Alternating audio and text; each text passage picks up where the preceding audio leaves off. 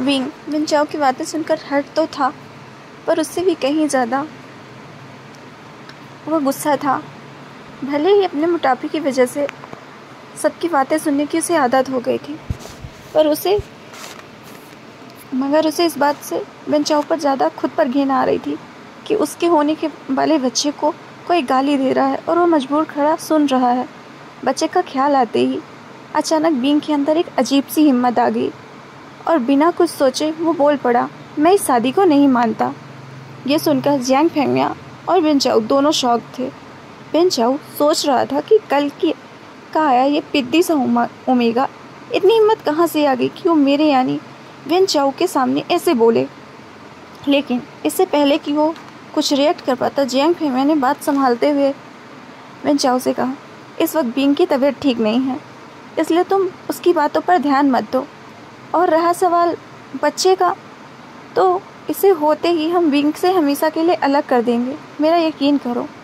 अपने पापा की ये बात सुनकर विंग को ऐसा लगा जैसे वो किसी बड़े ट्रक के पीछे से टक्कर मार दी हो, वो जिंदगी और मौत के बीच जूझ रहा हो। टेंशन में विंग की सांसें फूलने लगी और एक पल में वो सांस लेना ही भूल गया। ठीक उसी पल में अचानक से विंग के पेट में दर्द शुरू हुआ। दर्द के मारे विंग एक झटके से अपनी पीठ के बल गिरा और बेहोश होती आंखों से उसने देखा कि जियांग फेंगमिया दौड़कर उसके पास आ रहे थे। जियांग फेंगमिया ने हड़बड़ी में फ़ोन करके एम्बुलेंस को बुला लिया, लेकिन ये सब देख भी विंग चाओ वहीं खड़ा बेशर्म और बेसुध रहकर शराब का घूंट मार रहा था, मानो उसे किसी चीज़ से कोई फ़र्क ही ना पड़ रहा हो। शाम की मध्यम रोशनी और विंग के सामने धुंधली हो रही थी। उसे बस एक छोटी बच्ची की आवाज़ सुनाई दी, जो उसे कह रही थी, मामा उठो ना मामा। देखते ही देखते आज 6 साल बीत चुके थे, लेकिन आज भी अभी विंग के कानों में गूंज रही थी, मम्मी उठो मम्मी, प्लेन लैंड होने वाला है। फ्लाइट के बिजनेस क्लास की आरामदायक सीट पे सोया हुआ विंग आंखें झटके से खुली और उसके सामने थी उसकी 6 साल की बेटी जिया का मासूम चेहरा और खूबसूरत कत्थई आंखें देखकर विंग की जान में जान आई। उसका गुजरा हुआ कल उसके बुरे सपने से कम नहीं था। आज विंग अपनी बेटी जिया के साथ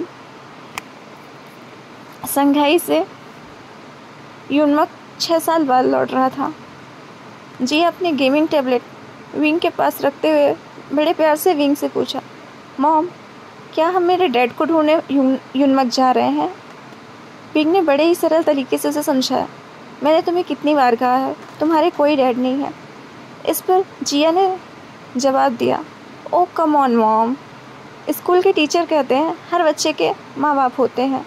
अब मेरे गेमिंग वर्ल्ड के कैरेक्टर्स की तरह मैं किसी दूसरी दुनिया से तो नहीं आई हूँ ना तो ऑब्वियसली मेरे पापा तो होंगे ही, या किसी जादूगर ने मुझे अपनी हैट से बाहर निकाला है।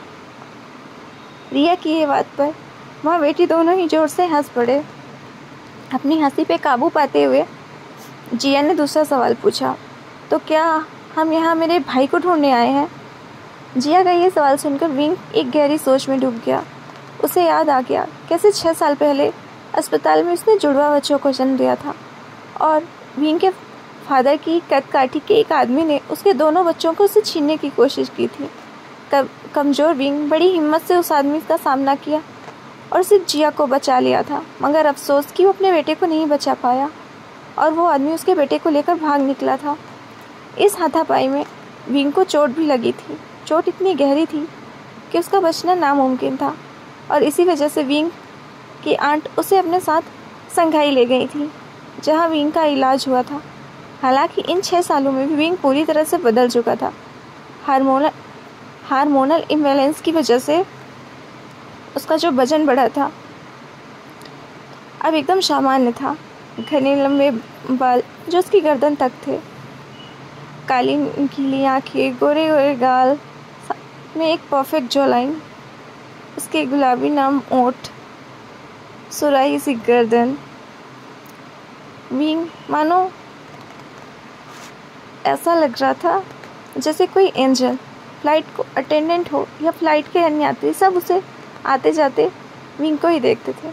मासूमियत से सवाल कर रहा जिया को ये नहीं पता था कि विंग युनमक लौटने का मुख्य कारण था कि पिछले 6 सालों से विन चाओ के फादर किसी भी हालत में विंग और विन चाओ की शादी तोड़ने की मंजूरी नहीं दे रहे थे।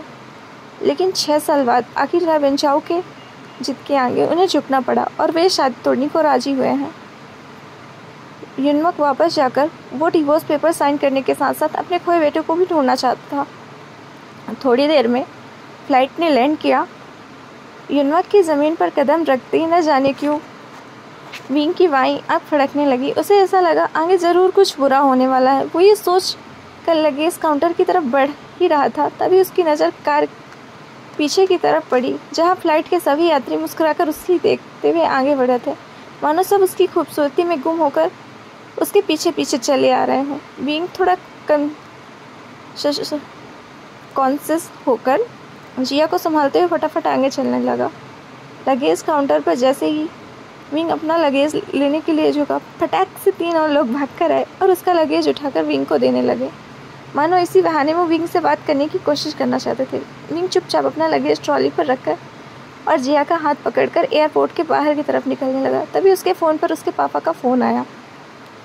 विंग ने फ़ोन उठाते ही फेंगमियान बिना कोई खैर खबर पूछे विंग से कहा, विन चाओ तुम्हें लेने एयरपोर्ट आ रहा है, उसके साथ सीधे घर आ जाना। यहाँ तुम्हें 2 पेपर साइन करने हैं, एक डिवोर्स पेपर और दूसरा वो। इतना कहकर वो अटक गए और कुछ सोचकर वो आगे कहा, खैर तुम घर आ जाओ, मैं तुम्हें सब बताता हूँ। विंग ने भी बिना कुछ कहे ही फ़ोन काट दिया। जैसा कि जैंग फेंगमियान ने कहा था, विन चाओ एयरपोर्ट के बाहर बड़ी ही बेसब्री से विंग का वेट करते हुए खड़ा था। 6 साल में विन चाओ भी काफ़ी बदल चुका था। अब वो एक स्टूडेंट नहीं बल्कि एक बिजनेसमैन था। डार्क ब्राउन कलर का सूट, शार्पली कटे हुए और जेल से सेट किए हुए बाल, ट्रिम की हुई विन चाओ की पर्सनैलिटी तो निखर ही रही थी, मगर उसके तेवर अब भी वही थे, रूड, एरोगेंस से भरपूर। वो तो विंग का इंतजार भी सिर्फ इसलिए कर रहा था क्योंकि वह जल्द से जल्द विंग से मुक्ति चाहता था। विन चाओ का पैर एक जमीन पर तो दूसरा पैर रेलिंग पर टिका हुआ था, जिसे वो हिला रहा था।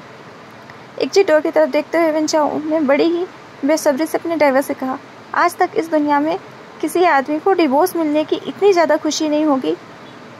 किसी कीमत पर आज ही मैं उस मोटे से डिवोर्स पेपर साइन करवा लूँगा। विन चाओ की बात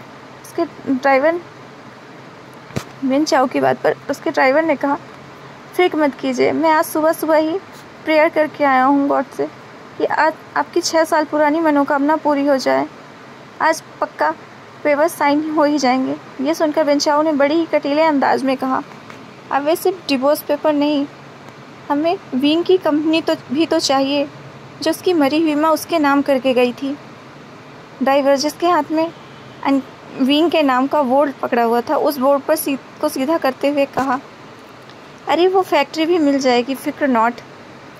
तभी विन चाओ के दिमाग में कुछ आता है और वो ड्राइवर से कहता है, अच्छा सुनो, उसको देखते ही हमेशा मेरा मूड ऑफ हो जाता है और आज इतने अच्छे दिन पर मैं अपना मूड ख़राब नहीं करना चाहता, इसलिए मैं उल्टा घूम के खड़ा हो जाता हूँ। ठीक है, तुम भले ही उसे ना देखा हो, लेकिन मेरे हाथ से उसके नाम का बोर्ड देखकर वो तेरे पास ही आएगी। विन चाओ आलस लेते हुए उल्टा घूमने ही वाला था, तभी अचानक उसकी नज़र एयरपोर्ट के गेट पर पड़ी और उसे देखकर उसकी नज़र वहीं ठहर गई।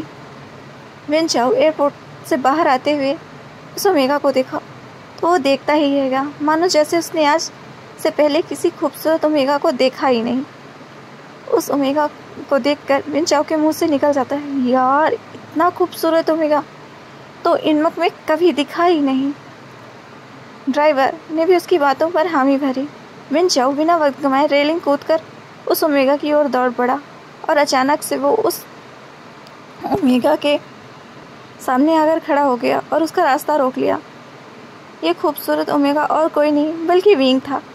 विंग इस बात से बिल्कुल अनजान था कि अचानक विन चाओ को अपने सामने देखकर विंग हैरान था और उसे एक ही पल में वो सब कुछ याद आ गया जो वो हमेशा से भूलना चाहता था। विंग एक पल के लिए सहम गया। उसको लगा कि कहीं पहले की तरह विन चाओ फिर से उसकी इंसल्ट ना कर दे, और इसके लिए विंग सीधा विंचाओ को थप्पड़ जड़ देना चाहता था, मगर वो अपनी बेटी जिया के सामने कोई तमाशा नहीं करना चाहता था। तभी अचानक विंचाओ बोल पड़ा, हेलो मिस गॉर्जियस, आप यूनमक पहली बार आए हैं, क्योंकि अगर आप पहले आए होते तो ये पॉसिबल नहीं है कि आप अब तक मेरी नज़रों से अननोटिस्ड रहते। विंग पहले ही समझ में नहीं आया, लेकिन अगले ही पल वो समझ गया कि विंचाओ उसे पहचान नहीं पाया।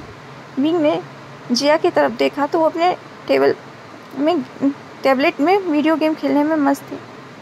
क्योंकि उसने हेडफोन पहने थे तो उसे आसपास की कोई बात सुनाई नहीं दे रही थी। यह देखकर विंग को राहत मिली। विंग विंचाओ की बात को अवॉइड करते हुए वहाँ से साइड होकर टैक्सी को आवाज़ देने लगा, टैक्सी टैक्सी। विंग नहीं चाहता था कि विंचाओ उसे पहचाने, लेकिन विंचाओ भी हार मानने वालों में थोड़ी था। विंचाओ उसकी तरफ भागकर फिर से उसका रास्ता रोक लिया। अरे टैक्सी की क्या ज़रूरत है, मैं अपनी गाड़ी में आपको जहाँ चाहे वहाँ छोड़ दूँ ना दूँ। एक मिनट, ये नन्ही गुड़िया कौन है? ये कहते हुए उसने जिया की तरफ इशारा किया और उसके गाल पर हाथ फिराया। लेकिन जिया जब टेबलेट पर गेम खेल रही हो और उसे कोई डिस्टर्ब करे, उसे बिल्कुल अच्छा नहीं लगता, इसलिए टेबलेट से बिना ऊपर देखे उसने अपना गाल छटक दिया। ऐसा करने से जिया का कान से हेडफोन नीचे की तरफ स्लाइड होकर गिर कर उसके कंधों पर आ गया, लेकिन अभी भी उसका ध्यान वीडियो गेम खेलने में ही था। विंग टैक्सी ढूंढने में बिजी हो गया, लेकिन विंचाओ पीछे आकर उससे एक नहीं तो दूसरे तरीके से बात करने की कोशिश करता रहा। विंचाओ ने कहा, ओह समझ गया, ये आपकी छोटी बहन है ना? ये सुनकर जिया जोर से हंस पड़ी। तभी विंचाओ को वापस जियांग फिंगमिया का फ़ोन आया। विंचाओ ने जैसे ही फ़ोन उठाया तो जियांग फिंगमिया ने पूछा, क्या तुम्हें विंग मिला? विंचाओ ने बड़ा ही तीखा जवाब देते हुए कहा, ना देखने के लिए आपका ओमेगा कोई सुई तो है नहीं। जब वो गेट से बाहर आएगा तो सिर्फ वो ही दिखेगा, उसके पीछे खड़े लोग दिखना बंद हो जाएंगे। और वो रूडली फ़ोन काट देता है। विंचाओ की बात सुनकर विंग को अंदाज़ा हो गया था कि वो पक्का उसी के बारे में बात कर रहा था। विंग को विंचाओ पर बहुत ही ज़्यादा गुस्सा आ रहा था, लेकिन उसे बस अब जल्दी से टैक्सी चाहिए थी। वो पूरे जोश और गुस्से के साथ जोर से चिल्लाया, टैक्सी। ये सुनकर विंचाओ और ज़्यादा इम्प्रेस हो गया और बड़े ही मीठे अंदाज में बोला, सुनिए, मैं आपको छोड़ देता हूँ ना। वैसे भी मैं जिसे लेने आया था लगता है वो आया ही नहीं। आप अगर संघाई की फ़्लाइट में आए हैं तो आपने फ़्लाइट में किसी बेहद मोटे ओमेगा को देखा होगा। ये सुनकर विंग एक पल के लिए रुका। उसने विंचाओ की तरफ मुड़कर देखा। विंचाओ आगे कहता है, दरअसल 6 साल पहले वो 120 किलो का था। अब 6 साल बाद उसने पक्का डबल सेंचुरी पार कर ली होगी। विंग बिना कुछ बोले विंचाओ की बातें सुनकर सोच रहा था कि पता नहीं ये क्या क्या सोच रहा है उसके बारे में। अपनी बातों को सुनते हुए विंचाओ विंग को देखता है तो वो उसे इम्प्रेस करने के चक्कर में और उसे हंसाने के लिए आगे कहता है, वैसे मुझे लगता है कि फ़्लाइट वालों ने उसे बिठाने से मना कर दिया होगा। कहा होगा कि अगर वो बैठेगा तो फ़्लाइट कैसे उड़ेगी। कहते हुए खुद भी हंसता और उम्मीद कर रहा था कि उसके जोक से विंग को भी हंसी आए, लेकिन विंग ने बड़े ही ठंडे तरीके से उसको देखा। विंग को हंसता हुआ ना देखकर विंचाओ ने भी अपनी हंसी रोकी और बोला, अजी छोड़िए, मैं भी किसकी बातें लेकर बैठ गया। आप कहाँ और कहाँ वो। तभी एक टैक्सी विंग के पास आकर रुक गई। दूसरी ओर पीछे से विंचाओ का ड्राइवर हाथ में विंग के नाम का बोर्ड लेकर दौड़ा चला आ रहा था। वो आकर विंचाओ के बाजू में खड़ा हो गया, मानो वो विंचाओ को कुछ बताने आया हूँ। विंग ने जल्दी में जिया को टैक्सी में बिठाया और खुद जब टैक्सी में बैठने जा रही थी तब विंचाओ ने थोड़ा मायूस होते हुए कहा, वैसे आप यूनमक में किसी चीज़ की ज़रूरत हो तो सिर्फ मेरा एक नाम याद रखिएगा। विंचाओ किसी से भी मेरा नाम पूछेगा, मेरे घर तक छोड़ाएगा आपको। टैक्सी वहाँ से निकलने ही वाली थी, तभी विंचाओ ने टैक्सी रोकी और विंडो के पास झुककर बड़ी फ्लर्टी अंदाज में बोला, अरे आपने अपना नाम तो बताया ही नहीं। यह सुनकर विंग ने विंचाओ की ओर देखा और अपनी आंखों का काला चश्मा निकाला और बड़े ही तेज और कटीली नज़र से बिनचाओ को देखते हुए बिना किसी हाव भाव से धीरे से कहा, जियांग आइंग।